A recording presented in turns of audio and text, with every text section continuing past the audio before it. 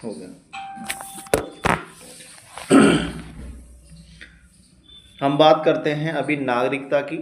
नागरिकता जो है संविधान में कहाँ पर है, किस भाग में है? देखो, भाग जो 2 है ना संविधान का, संक्षेप में बात करेंगे। भाग 2 जो है नागरिक संविधान का, वो नागरिकता से संबंधित है। वो अनुच्छेद 5 से लेकर 11 तक है। भाग 3 जो है मौलिक अधिकार 12 से लेकर 35 तक है। भाग 4 यानी कि पार्ट 4 जो है वो है राज्य के नीति निर्देशक तत्व, जो कि 36 से लेकर 51 तक इसका वर्णन है। उसके बाद में आता है भारत के संविधान द्वारा प्रदान की गई नागरिकता कैसी है, सिंगल है, डबल है, सिंगल सिटीजनशिप है। ठीक है। भारतीय संविधान के कौन से अनुच्छेद नागरिकता से संबंधित हैं? अनुच्छेद 5 से लेकर के 11 तक। देखिए, एक तरफ क्या है, एक तरफ प्रावधान है और एक तरफ अनुच्छेद है। जैसे कि नागरिकता किससे संबंधित है? अनुच्छेद 5। विधि के समक्ष समानता अनुच्छेद 14। संघ का नाम और राज्य क्षेत्र अनुच्छेद 1 और अल्पसंख्यकों के हितों का संरक्षण अनुच्छेद 29। ये उत्तर प्रदेश सिविल जज 2016 में प्रश्न आया है कि अनुच्छेद 29 में क्या है।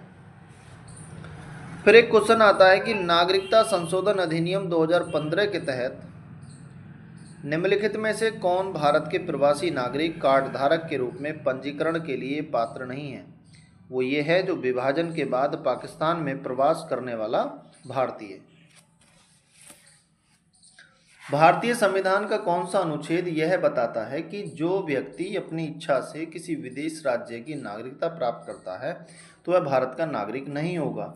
ये अनुच्छेद 9 कहता है। क्या कहता है? अनुच्छेद 9 ये कहता है कि कोई व्यक्ति अगर अपनी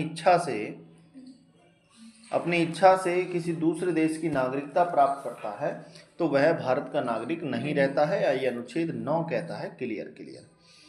भारत का नागरिक अपनी नागरिकता खो देगा यदि वह भारतीय नागरिकता का त्याग करता है या अपनी इच्छा से किसी दूसरे देश की नागरिकता प्राप्त करता है। ये 2 कंडीशन ऐसी हैं कि जो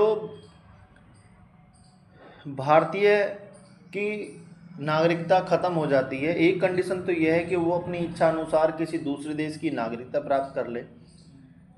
दूसरी कंडीशन ये है कि वह अपनी नागरिकता त्याग दे भारत की। किस देश ने दोहरी नागरिकता की नीति को स्वीकार किया है? वो संयुक्त राज्य अमेरिका में डबल सिटीजनशिप होती है। राज्य की अलग होती है और राज्य की अलग और देश की अलग। किस देश के भीतर दोहरी नागरिकता की प्रणाली मौजूद है? यूएसए। ये HJS 2014 में ये प्रश्न आया है। HJS का मतलब होता है हायर जुडिशियल सर्विसेज। ठीक है, जिससे डायरेक्ट ADJ बनते हैं। नागरिकता प्राप्त करने की कंडीशन को कौन निर्धारित कर सकता है? देखिए, पार्लियामेंट ही निर्धारित कर सकती है। नागरिकता किसकी छिनेगी, किसको मिलेगी, कौन कौन सी कंडीशन होंगी, ये सारी चीज़ों का जो प्रावधान है वो संसद में है। ठीक है।